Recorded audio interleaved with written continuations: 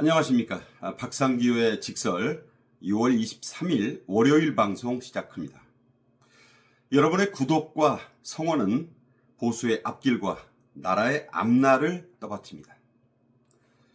이재명 대통령이 나토 정상회의 불참을 결정한 지 하루 만에 트럼프 미국 대통령이 오는 24일 네덜란드 헤이그에서 개막하는 나토 정상회의에 맞춰서 우리나라와 일본, 호주, 뉴질랜드 정상을 초청하는 특별회의 개최를 조정 중이라는 외신 보도가 나왔습니다.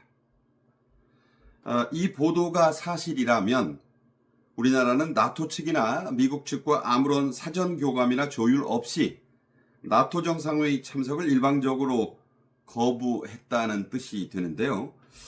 외교적으로는 큰 결례고 국제관계에서는 우려스러운 낭패가 아닐까 싶습니다. 이 보도는 일본의 유명한 니케이 일본 경제신문이 했습니다. 이 보도가 나오자 일본의 또 다른 유력 언론인 NHK 또 TBS는 이시바 일본 총리도 이 회의 불참을 조율 중이라고 보도했고, 호주 언론도 엘버리지 호주 총리도 나토 정상회의에 불참할 예정이라고 20일 전한 바 있습니다. 하지만 이 트럼프 대통령의 IP4, 이 말씀드린 나라를 IP4, 인도태평양 4개국이라고 하거든요. 여기에 대한 특별회의 개최는 전혀 다른 얘기입니다. 그래서 이 일정이 조정된다고 한다면 이거는 불참을 결정한 것과 전혀 별개 문제로 추진될 가능성이 매우 크다고 볼 수 있습니다.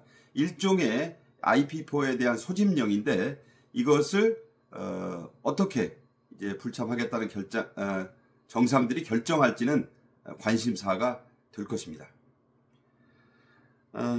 나토는 지난 2022년에 러시아가 우크라이나를 침공한 뒤에 한국과 일본, 호주, 뉴질랜드 네 나라를 매년 초청해 왔습니다. 윤석열 전 대통령은 3년 연속 이 나토 정상회의에 IP4의 일원으로 개근을 했죠. 니케이는 이번 헤이그 나토 정상회의가 중국과 러시아의 위협이 강력해지는 가운데 미국, 유럽과 인도 태평양 지역이 안보 협력의 확대를 확인할 기회가 될 것이라고 지적했고, 특히 일본에 대해서는 드론 등의 기술로 협력하고자 하는 뜻을 전했다고 자세히 소개했습니다. 지금 이시바는 방위비를 3.5%, GDP의 3.5%까지 확 올리라는 그 트럼프의 요구에 불만을 품고 나토 정상회의에 안 갈 거라는 보도가 있고요. 또 중동 정세, 지금 이란에 대한 핵무기 공격이 강력히 이루어지지 않았습니까? 그런 것 등으로 조율 중이라고 했는데, 이 특별회의 개최는 또 다른 문제에서 어떻게 될지는 좀 더 지켜봐야 합니다. 대통령실은 일요일인 어제 오후에 장시간의 회의를 열고 여러 가지 국내 현안과 중동 사태로 인한 불확실성 등을 종합적으로 고려해서 도저히 직접 참석할 수 없는 상황이라고 판단했다면서 회의 불참을 전격 발표했습니다. 누가 대신 가는 문제는 나토 측과 협의하겠다고 했는데 이것은 전혀 결정된 바가 없죠.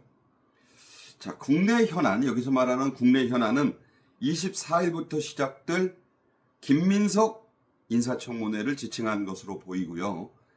중동 사태로 인한 불확실성이란 말씀드린 대로 아직도 트럼프 대통령과의 이 양자 한미정상회담 일정을 잡지 못한 이유 때문으로 지금 전문가들은 풀이하고 있습니다. 물론 이 호르무즈 해협 봉쇄를 결정한 이란 문제 등도 여기에 포함은 된다 할 수 있는데, 이런 결정, 그래서 어제 내려진 나토 정상회의 불참 결정이 여러 사람들의 지금 관심을 끌고 있어요.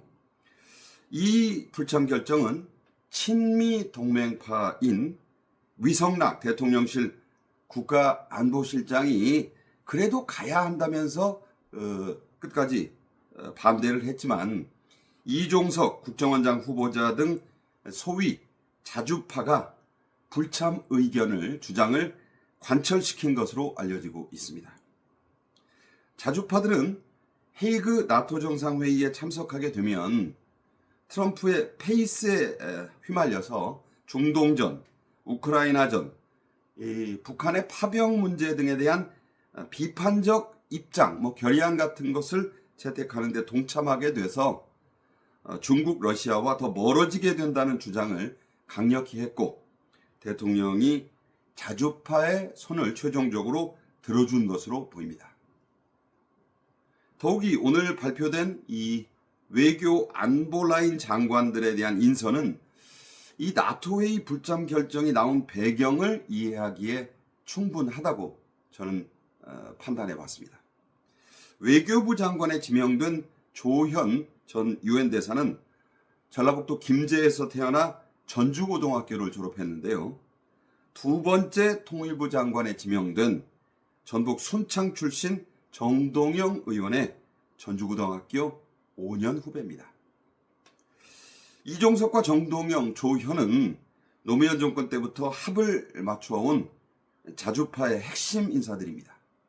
더욱이 조현 외교부 장관 후보자는 유일한 친미 동맹파인 위성락 국가안보실장과 외무고시 13기 동기입니다. 직제상으로는 안보실장이 위고 외교장관이 아래에 있는 것 같지만 말씀드린 대로 절친하고 또 라이벌이었던 두 사람은 사실상 맞먹을 수 있는 사이라는 뜻이 됩니다.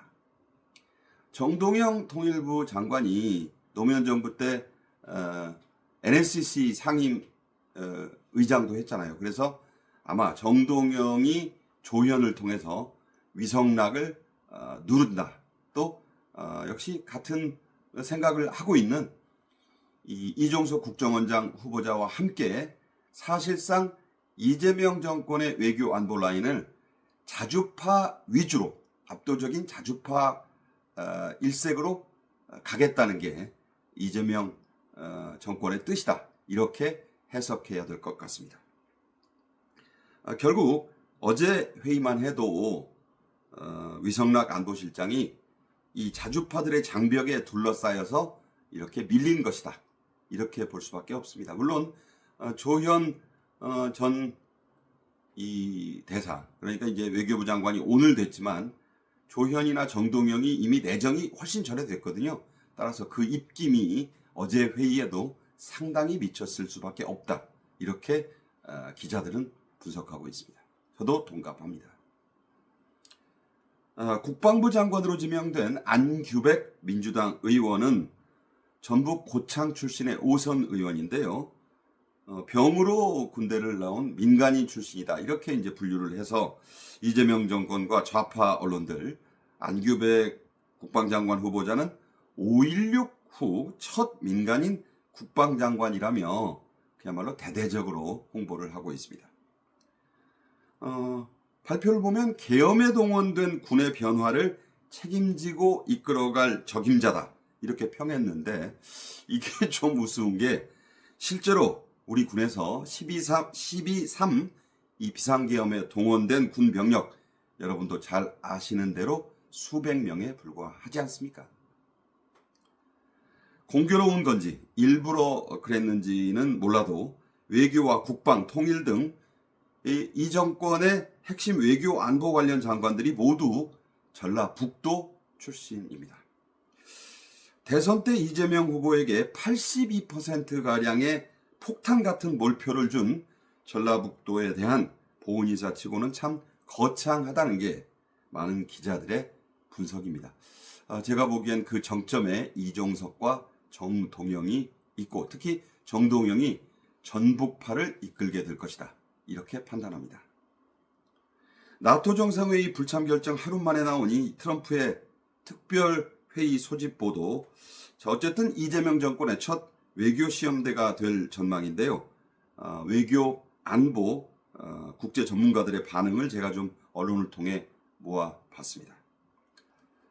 예상했던 바라 놀랍진 않지만 실망스러운 결정이다. 이런 답변이 눈에 띕니다. 또 파이낸셜 타임스지는 이제는 나토의 시간이 왔는데 한국은 불참이라는 악수를 두었다고 꼬집었습니다. 미국이 정한 상호관세 유예 시한인 7월 8일이 코앞인데 한미 양자 정상회담이 계속 미뤄지는 것은 우려스러운 신호다라는 진단도 눈에 띕니다. 이번에 IP4에 만약 안 가고 그래서 나토 정상회의에 안 가면 우리는 희망하기는 7월 8일 전에 만나고 싶겠지만 한미 정상회담은 그 7월 8일 전에 될 가능성이 거의 제로에 가깝습니다.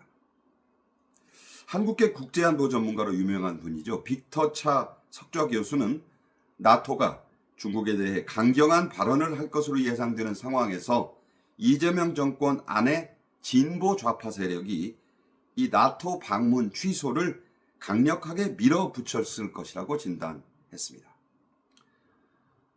불참은 중대한 전략적인 오류다.